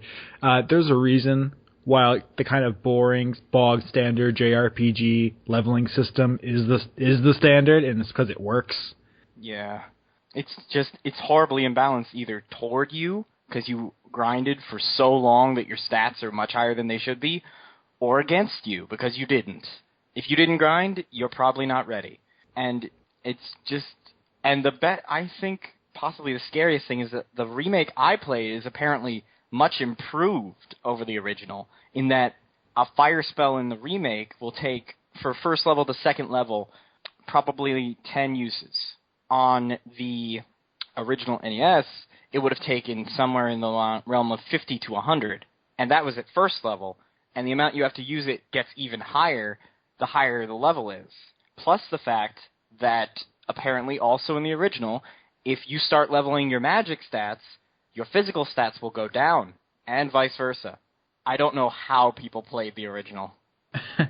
Yeah, actually, the first 3 Final Fantasies and first 3 Dragon Quests are all like that if you played the original versions of those games. They're nigh unplayable today, although people dug them when they came out, so, that's hindsight for you. Some things we just can't accept. Definitely. Although, I will admit, I'll be as fair as I can and say there are some things Final Fantasy II does that I actually liked a bit. The guy who talks to beavers, the Beaver Whisperer. No, I don't like him. He's the worst. If I had a superpower, that would be my power. I want to talk to beavers. No. I want to whisper their sweet language. God. If there was any character in that game worth a damn at all, it was Minwu. Because the way this game works, you have 3 main party members. You have Furion, Maria, and the Beaver Whisperer. And your 4th one is constantly switching out throughout the entire game. I mean, I got a new guy right before the final dungeon, but it constantly switches out, and generally they're not, and apparently in the original they were practically worthless after the first one, but in the remake that I played, they were worthwhile. They were powerful enough to make a difference. But the one everyone remembers is the first one, because Minwu, because at this point, all your HP is probably around 50. He's got 500, and high-level versions, actually trained-up versions of practically every good white magic spell in the game. He's got a full spell list, when you probably have, 1 each, if even that. So he was a crutch, and he was awesome, and everyone liked him. And that's pretty much the only good thing that people remember about Final Fantasy II. But also, interestingly, it did actually introduce many of the concepts that kept going with the series. Chocobos were first seen here. Dragoons were first seen here. I'm almost entirely sure Sid was first seen here, and his airship. There's a bunch of things here that were seen in later games, and I can at least appreciate the fact that it made some good things for the series, even if the game itself is mind-bogglingly annoying. Final Fantasy II, the itchy taint of the series. Yeah, that sounds about right. But anyway, like I was saying, I also played Final Fantasy IX, and that is a good game. I didn't like 9 very much. Well, I disagree. 9 has experienced a kind of revival over the last couple of years where people feel like they're finally giving it its due. And I do like it. I'm not a big fan of the art style or the method by which you learn skills, constantly switching weapons. I feel that kind of slows down the progression of the game. But, I mean, there are a lot of things to like about it. I think it's certainly the best the series had been for a while. I'm not a fan of 8 for numerous reasons. Mm-hmm. And 7 is problematic in a number of ways as well. So 9 was kind of a throwback to the simpler days in a lot of ways. And it's good, but I had problems with a lot of the characters. Granted, there were some very good characters, some great characters that I really, really enjoyed, but some I don't know. Vivi is one of my favorite. The best. He's one of the best characters I think that the Final Fantasy franchise has come up with. Yeah, no argument here. To be honest, he might be one of my favorite characters in gaming now. I really like him. Yeah, Vivi's the bomb. He's got a great character. He's useful in battle. His storyline is really interesting, and you can't help but feel for him. And the conclusion he comes to after all the events that happen and his ending scene are really impressive. He's just a great all-around character. He's almost like the exclusive reason why I sometimes think to myself, God, I should go back and finish Final Fantasy IX because I want to see the end of that character arc. But it is the best part of the game. Yeah. But anyway, as for 9, the least favorite thing I have about it, just getting that out of the way, it's probably the battle system. But it's not that it's bad per se. It's that it gets bogged down incredibly easily. Most moves have some sort of animation or take time, and so it can often feel like you're just inputting commands that'll happen a minute or two later because you have to get through all the other stuff that's already set up and happening. It can really slow down the pace of the battles, and that can get a bit annoying. That being said, the actual system is perfectly fine. Everyone's it's very much like Final Fantasy 1 because it's supposed to be a callback in so many freaking ways. Everyone's got a job, and they're really good at that job. And you can mix and match pretty much any party, as long as you have a white mage, and you'll be fine. And Johnny, you said you didn't like some of the characters so much as you liked others. Honestly, I didn't really have a problem with any of the characters. I really didn't like the main character, the thief kid with the tail. I didn't like the princess. Zidane. Yeah, I didn't like the princess. I didn't like the knight. It all seemed so very labored to me. I think they're intentional stock characters. I think Steiner, the knight, is a little bit. He's a fun little like comedy dude. Like I don't take him very seriously. I think Freya. I didn't take him very seriously either. But that having been said, I felt the humor that he offered in the game was tiresome. It's been a while since I played it, but I thought he developed pretty well. You never finished it, so maybe you didn't get to see it all. But he does. Yeah, he does. He finds some stuff going on with him later, but. I agree. I don't like Zidane all that much. He gets some development later, but I feel his story is basically just an echo of Vivi's. So you could basically just make it Vivi the protagonist and just kick Zidane out. Also, there's the like 9-year-old that is like Eiko, who's like your love interest. It's weird. Really. I mean, even Zidane treats it as she's trying this. It's gross. Why? But I know, the game, it's Garnet is your primary love interest, but the game is like, hey, if you wanted to tap that too, that's fine. Like, Zidane never takes her seriously, and neither does the game, really. Okay. I get why she did it from a character standpoint, but even then, just... It's been a while since I played it. I just remember being a little grossed out by it. It was kind of weird. But on the whole, I thought the characters were pretty good. I like Zidane honestly. He was just enjoyable because he wasn't moody, or... He just wasn't Squall or Cloud. You can say that. I honestly like. If that's the best thing that you can say about your main character, that was the basis. That's a low bar. Yeah, that's a really low bar. That's like, well, he was breathing, so we slept together. But that's just the basis. Past that, I just like his personality. He's cheery and happy, and he can be serious when necessary. But I just don't find him particularly charismatic. No, but I don't think he was trying to be. I honestly think they were trying to make him kind of uncharismatic at first because he kept striking out so hard. I didn't like his angle. That's the thing. I didn't like the way he came into the storyline. I didn't like the reasons he stuck around in the storyline. I was like, I don't buy any of this. It seemed so stretched. You know, like I think I know what you mean. I feel like I might need to jump in here and defend Cloud for a second, though, because a lot of people remember Cloud as, like, the super emo jerk butt, like, that Squall is for, like, half the game. But Cloud didn't start off like that. Like, he's kind of a... Oh, no. I mean... He's kind of a deconstruction. He starts off as, like, this invincible superhero, and then they break him down to kind of make fun of his cliches. People only remember him as being, like, the way he is in, like, Advent Children, but I think there's something to be said for Squall being a pretty groundbreaking character in 1997. You mean Cloud? Not What'd Squall. I say? You said Squall. I think I was trying to compare that. I might have misspoke, but I was saying he was trying to be, like, people think he's like Squall. Yeah, but I wasn't insulting Cloud's character. It's just, he was kind of dark and moody, and it was kind of nice to have someone cheery. But off of characters, except for Amarant being complete... No, actually not Amarant. Quina. What the fuck? Seriously. Oh, yeah. That's the big thing with the tongue and the... Yeah. You know what the funny thing is that if you train Quina up, Quina can become practically your best party member. Yeah. With that frog-catching minigame, it can be mathematically the best party member. I don't mean that. I mean... That doesn't mean that I'm interested in her. Oh, who would be? And it's that not a her. Tongue. It's a he/she. Even in the game, they do that. Yeah. It's ambiguous for comedy purposes. Yeah. But off characters, I also thought the story was pretty good. Austin, of all people, I wouldn't think that you would say that gender ambiguity is a joke. They play it for laughs. So they do. I love how pretty much through the entire game, Quina just leaves when it wants to, and comes back, and even the other characters are like, oh, Quina. Oh. Nah, but anyway, off that, the story was also, I thought, pretty damn good.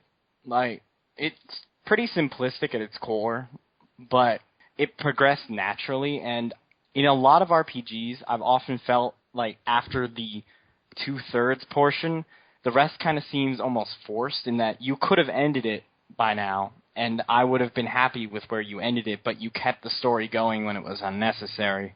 For the most part, I thought 9 ended where it should have and built the stakes naturally as time went on. Fuck it, I don't care if I'm spoiling a 10-year-old game. The ending of Final Fantasy IX suffers from the same problem that most RPGs do, and they feel they have to raise the stakes to all of existence and just humanity in general. And that, I don't know, the final, what's the boss's name? It's Necron. Necron, God of Death, just shows up from fucking nowhere. Fuck that guy. That doesn't make any sense. You know what? It made more sense in the Japanese version, apparently, because they gave him that name. Originally, he was basically just an analogy for death, in that he was almost not even there in the end. It was more them fighting off death, the concept of it. It's still kind of stupid, but at least better than what we got. I still say that it succumbs to that JRPG trope where you can never have a small personal story. It always has to be the fate of the world on the line. And I've just saved the world so many times that I just don't care anymore. Yeah. Although, I want to give attention to a certain villain, Kuja. Kuja is fucking... have you seen his fucking abs? Yes, actually. Jesus Christ. Yeah, but as fabulous as his abs are, that wasn't what I wanted to say. It's that I often see Kuja get a really bad rap, and I've mostly blamed Dissidia for that, because it kind of made him seem like a prissy man who couldn't do anything. When honestly, in this game, he's one of the most effective villains in the entire series, and he can actually back it up most of the time, if not all of the time. Almost every plan he has actually pretty much succeeds, and even when it's not what he expected, he plays chess really fast and makes it work for him. He's kind of enjoyable in a camp way, but he's also kind of like a one-note shtick, kind of like his thing is like he's theatrical. So I don't know. He's not a super memorable villain to me. He worked or whatever, but I just appreciated how effective he was. I mean, we've had more memorable villains. You can't get much more memorable than Kefka, but for what he was, I liked how Kuja worked out. I just thought he was effective for the game in question. He had a character arc of sorts, and he just provided a legitimate problem for the protagonist to keep trying to overcome. And I could probably go on longer about Final Fantasy IX, but in the end, I liked playing it. It was a good game.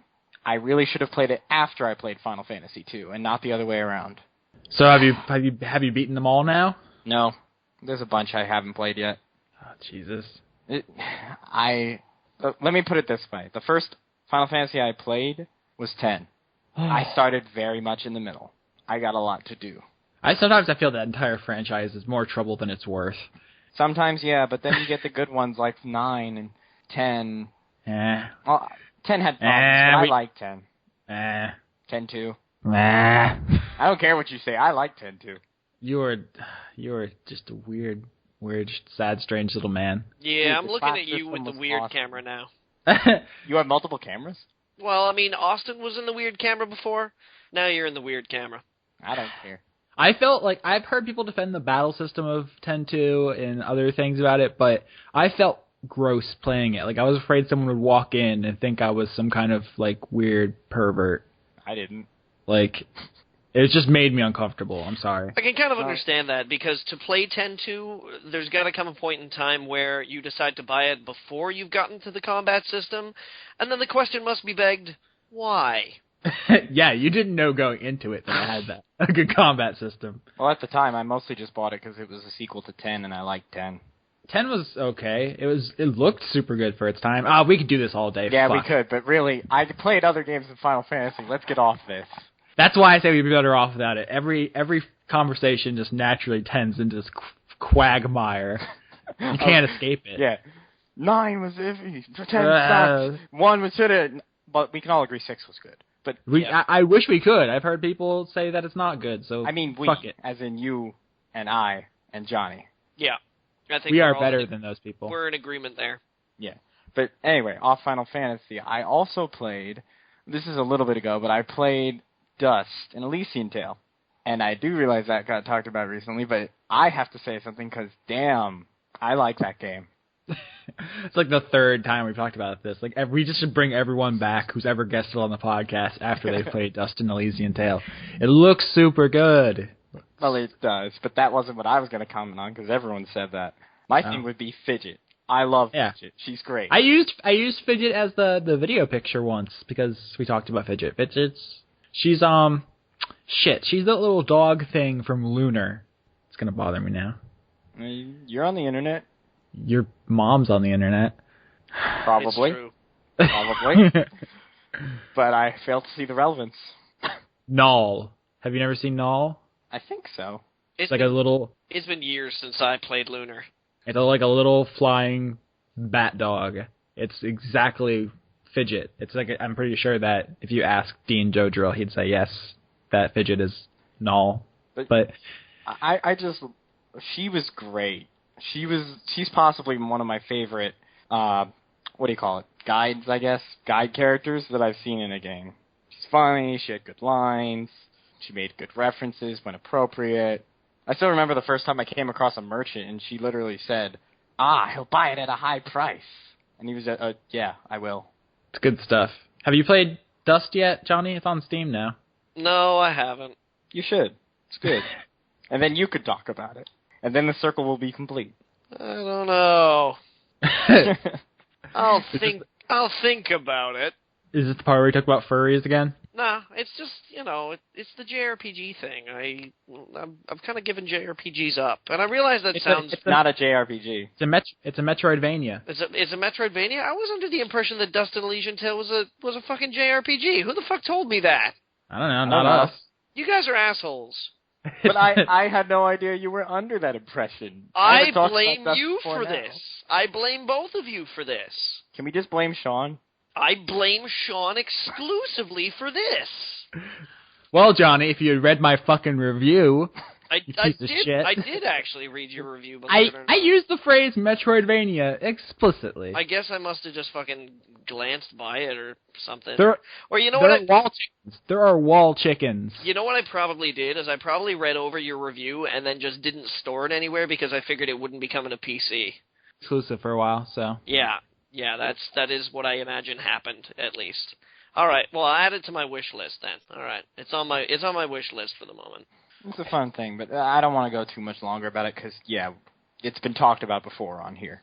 So let me go to a game I'm pretty sure hasn't been talked about on here. You ever heard of a game called The Path? I think we brought up The Path earlier. I was talking about, was that Little Red Riding Hood game? Yeah, it's that one. Oh, okay, yeah. I was thinking that it was something that was similar to that, but it's the same thing. Yeah, yes, it's the same thing. I played through that recently because a friend of mine recommended it, and it's certainly an interesting experience. The basic idea is that you have these 6 little girls that are analogous to Red Riding Hood. Like, they all have names relating to red, like Ruby, Scarlet, Ginger, Robin, so on and so forth. And you pick any of them, and it starts out with you coming off a road to a dirt path. And the screen simply says, go to grandmother's house and stay on the path. And you can do just that. You walk down the path, you go to grandma's house, and there you did. You did it. Yay! But that's not what you're supposed to do. I think we talked about this maybe in relation to Spec Ops: The Line, because it's in a lot of ways an examination of agency. Like, you as a player, we are kind of trained to do what the game tells us. So it's like, go to grandmother's house, and then you do that, and it's like, well, you lost. Yeah. Good job. That's probably why I didn't remember, because I wasn't part of that spoiler corner. Good job being a boring little shit. So if you just wander off into the woods, like, actual interesting stuff happens. Yeah. So once you do decide to stray off the path, and once you get far enough, you can't find the path again. So you're in those woods and you're stuck there. You can just go around and find a bunch of random stuff placed around the woods. And for each girl, they can have certain little scenes or dialogue things when you come across certain stuff. Like, one girl can touch a spray can, and she'll spray a symbol on a wall, and the little dialogue will come up saying practically that, yeah, that was fun, let's go do something else. But pretty much all the little details give insights on their character, but the point of it all is to find, it's not what the game tells you to do, but the real point is to find the wolf. And when I say the wolf, I don't mean a wolf in the traditional sense, because each girl's wolf can be a bit different. Like, one of them is literally a big wolf, but another one is a woodsman who's just chopping wood at a campsite. Another is a girl playing in a field of flowers. Because all these wolves are more a metaphor for something. And the game doesn't really tell you explicitly what the deal is with most of these. It's very, very, very open to interpretation for what each of these mean. But it's mostly a metaphor for something. And after you end up finding the wolf, you kind of just black out and you appear in front of Grandma's house. The girls slowly get up, but now instead of it being sunny, it wouldn't be sunny, instead of being a clear day as you get to Grandma's house, it's now raining heavily, and your girl is walking incredibly slowly to the house. And once you get in, the house isn't the normal house anymore, like it would be if you just walked down the path. Now it's like a house of horrors. There's eldritch things all over the place. A bunch of imagery that gets across what each girl goes through. And if you find certain scenes and items in the woods, the imagery can change. You can find secret rooms that also show a bit more about that girl's character and aspirations. And then after getting to the end of the room, you kind of black out, get quick flashes of some weird imagery, and then when you get back to the room where you can pick the girl, that girl is missing. And pretty much the point of the game is to go through all the girls and see what happens with them. As a game, it's not the best of games, but as an experience, it's certainly interesting. You have to go through yourself if you want to understand it. Thoughts? Well, it occurs to me like it's a bit of probably a difficult thing to talk about unless you'd actually experienced, which I have not. So, I'm gonna shut my trap on the matter. I've talked about it before in the podcast, and we're at 2 hours right now, so I don't know how much I want to add. Yeah. Tell me this much, Robert. Is it better than Fear 3? I haven't played Fear 3 because I played Fear 1 and 2, and I liked them. I got stabbed one time. It was better than Fear 3. Okay, then it's probably better than Fear 3. All right, great. That's good Going to hear. off that. I'm excited now. I got one more I played. Either of you heard of a little PlayStation 2 RPG called Dark Cloud 2? It's not like you talk about Dark Cloud 2 all the time. How many articles have you written about Dark Cloud 2? Like 5? 2. That's close to 5. It's closer than 1 million. True. But I played it a long time ago, and I recently replayed it because I just kind of felt like it. And it's one of those dungeon crawling RPGs in that you go through over the course of the game, you go through a bunch of dungeons, and they're randomly generated. There'll be, 9 floors, let's say, and every floor will have a randomly generated map with randomly generated enemies and items and chests and other things that you encounter on each one. And you clear the map and you go on to the next one until you get to the end of the dungeon.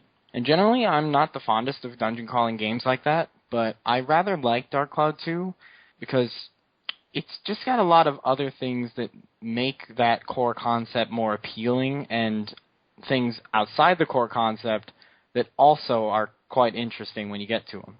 Like, for example, you don't level up your characters in this game, except for HP and defense if you find the items for it.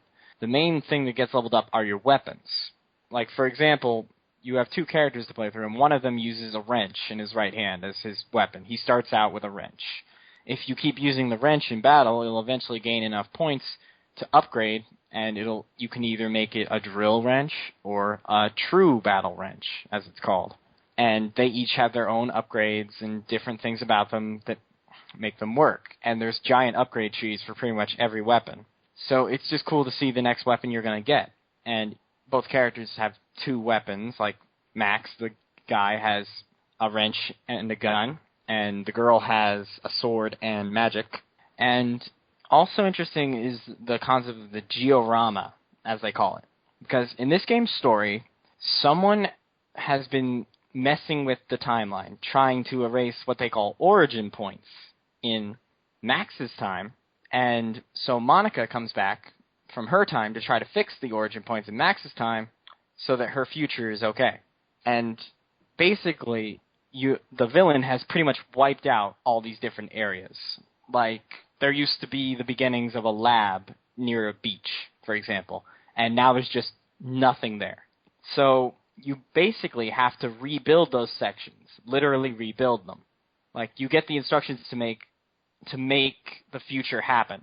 Like, for example, one thing is you got to restore the foundation of the lab in the future. How do I do that? Well, you have to place 8 piers on this pier, 8 pieces. And then if you can fill that condition, the foundation's restored. Oh, but what if I want to restore the lab? Well, you got to restore all 4 of the side labs. You got to get the foundation down, and you have to give it, I don't know, a windmill or something. So basically, it lets you build all these different buildings and trees and other things, and you basically fix the future by remaking the past with this device. And it's just a really cool concept, and I really like it, because it's just something I haven't really heard of before. Man, I can really go on. I am reminded of Singularity. How so? Well, just in that, the interplay between the way the future and the past works and whatnot. Oh, I see. That temporal theme. Isn't that a Legend of Zelda Oracle of Ages also? It's kind of like that, but it's a bit more involved. Like, for example, you go to the future of the beach when you haven't done anything. Well, there'll be a small metal platform and a giant wide open space where there really should be something. But let's say you have the pieces of the pier. You lay them down in the order, you put 8 pieces, okay, the foundation's fixed. If you go to the future now, there'll be a giant metal foundation just sitting there where there wasn't before, and you can immediately see the impact of your actions in the past because you can go right to the future to check it out. It's pretty cool, and oftentimes to progress through the past areas, because that's where all the dungeons and such are, you need to go to the future to get an item or something to go further in the past dungeon, and you need to fulfill this specific condition before you can do that. It's got a real interesting interplay, and it's one of the more involved things I've seen with that.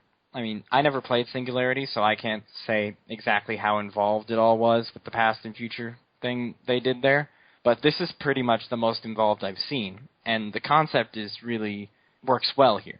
What system did this come out for, Robert? PS2, because PS2. every RPG in the last generation was PS2. Oh, and a little aside, Max is voiced by Robin from Teen Titans. I just think that's funny, because I didn't know it first, and the moment I heard it again after actually having watched Teen Titans, because I played this game so long ago, it was just kind of hey, I know that voice. Oh God, that's Robin. Well, looks like it might be time to shovel off the buffalo. Austin? Now there's going to be an awkward silence, because I thought it was like going to go, and then it was like, okay, we're going to say goodbye, but I guess Austin is... Hi guys. Hey. My girlfriend just got home. It wasn't supposed to take 2.5 hours. I understand. Okay. Shall we call it for this week then? Well, I don't know, Johnny. Do you want to talk about what you played? Or? Sorry, I went on so long. I can talk about it next week. Should probably do an ending thing, huh? Yeah, I don't want to end on my boring voice. Economics. Is it okay to kiss? Science says maybe. What? I don't know. I got no idea. Don't ask me, man. Don't kiss your money, kids. Can I dive into it like Scrooge McDuck? That's how Eli got herpes. Diving into his money like Scrooge McDuck? While kissing it? Yeah, that. Oh, okay. Yeah. So, sorry we had to truncate the podcast a little bit. You see, I say early as if, like, we haven't been mouthing off for, like, 2 hours, so... Well, it didn't help that the first part before we even started talking about the games literally took 45 minutes. I think that's the longest the pre-thing's gone on. That's pretty good. I mean, I only played Saints Row 4. My review will be up on Wednesday. I played Pikmin 3. I said it's great last week, so it's still great this week. That's pretty much all I have, so... That's fine. God, I feel like a massive time hog. Did you play anything, Johnny? I did. I got, like, hours and hours and hours of the Payday 2 beta in. Awesome. And I'm still plugging my way through Remember Me. And I think there was one more thing. But for the life of me, I can't remember what it is right now. I will say this, because I don't know how many people listening know about, like, embargoes and stuff. Like, I don't know how, like, industry specific that is. But usually you can tell how good a game is going to be by how early publishers send out copies and how early their embargo is. For example, we got Fire Emblem like a month before it came out, and the embargo was like 2 weeks before it came out, right? Yeah, that was it. Where Aliens Colonial Marines, they sent it out the day before, and embargo was like noon on release day. Yeah, so it was out for like 4 hours before anybody could say anything about it professionally. Surprise, surprise, I wonder why. Yeah, and things like Ride to Hell Retribution and Dark, they didn't even send out review copies at all. So that's what we're working with. So for comparison's sake, I've had Saints Row 4 for a couple of weeks now, and my review goes live on the 14th, and it comes out on the 20th. So make of that what you will, is what I'll say. Seems pretty telling. Yeah, I can't say any more, but if you want to read into that, that's fine. Just, knock yourself out. Also, Pikmin 3, fuck, so good. So good. I really need to get a Wii U one of these days. What kind of person would buy a Wii U and not get Pikmin 3? Like, I can understand not buying a Wii U for Pikmin 3, but if you already have one, like, what is even the point? Like, why? What kind of subhuman monster would buy a Wii U and not Pikmin 3? Johnny. I don't have a Wii U. If I had one, you'd know I would buy Pikmin 3. You better. If I had one, I'd buy Pikmin 3. If I did, I would, but I don't, so I guess I can, but that would be a pretty stupid thing for me to do. Or are you not going to get a Wii U? It wasn't really on my list of things to do. Johnny doesn't console. Not anymore, really. Yeah, I mean, if it's not for you, it's not for you. I just, even all these games that were considered to be like, well, you had to play this on a console. They're coming to PC and stuff like that. I mean, except obviously for Nintendo, but then Nintendo's games don't go anywhere except Nintendo. So, people always tell you not to put money in your mouth and not to lick money and things like that. But I gotta tell you, kids, don't wipe your butt with money. Just keep money away from your orifices. It's pretty simple. Yeah. But I honestly don't think anyone listening or involved in the podcast is going to be rich enough to wipe their ass with money. That's true. People do stupid things. Do stupid things. True. I mean, I do watch What the Fuck Is Wrong With You. I've seen some of that crazy-ass stuff. I don't know how you live there, Austin. I really don't. Florida's crazy. I didn't choose it. I didn't choose the Florida life. The Florida life chose me. All right, I'm gonna go do sex stuff now. Bye, guys. Oh, stay strong. Live long and prosper. Wrap it up. Don't be afraid to cry afterwards. Real men are in touch with their feelings. Literally or figuratively? Real men are in touch with their feelings. Yeah, absolutely. Yeah. Just like right now, I'm in touch with being awesome. I wish I could be in touch with being awesome. You just got to work at it. Well, do you want to call it, Robert, or shall I talk a little bit about Payday? If you want to talk about Payday, I'm more than willing to listen. I'm not really sure I have anything to say about Payday. It's only the beta test, of course, and it's really good. I think that they've improved in almost every conceivable way upon the previous. Yeah, why don't we leave it? I'll talk about it next week in a little bit more detail. And you have more experience with heists and the like. Yep. Well, I mean, I got like 10 hours into this week, which is unheard of. That's like I got to play video games. It was crazy. Yeah. But there's no sense in dragging the listener on and on and on and on and on and on. So did Austin just kind of leave the call on, or he left the call on because he's going to want the he's recording it right now, which means he's going to be editing it later. So, hey Austin, I hope you're paying due attention to the foreplay, because that, my friend, is the mark of an experienced lover. All right, Robert, thanks for joining us again this week. No problem. Don't eat more than your nutritionally suggested allotment of salt. I will try not to. That's bad for your blood pressure. And I'll just eat a bunch of fruit. If there's anything we're about here at Blistered Thumbs, it's keeping your blood pressure low. And fruit. Sometimes fruit. If it's a particular tasty cantaloupe. Or pineapple. I like pineapple. I think I said that before. Yeah.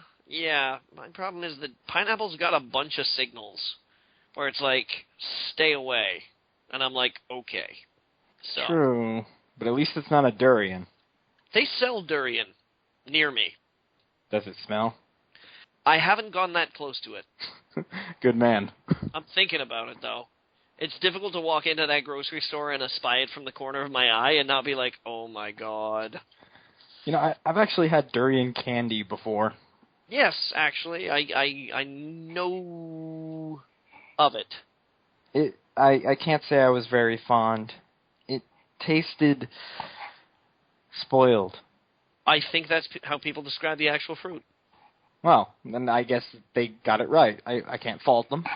From what I understand, it's mainly a texture thing. Like, it's a way the texture meshes with the flavor as long as you can, like, leave your nose out of it, which is difficult to do because, you know, your nose is like 70% of your sense of taste.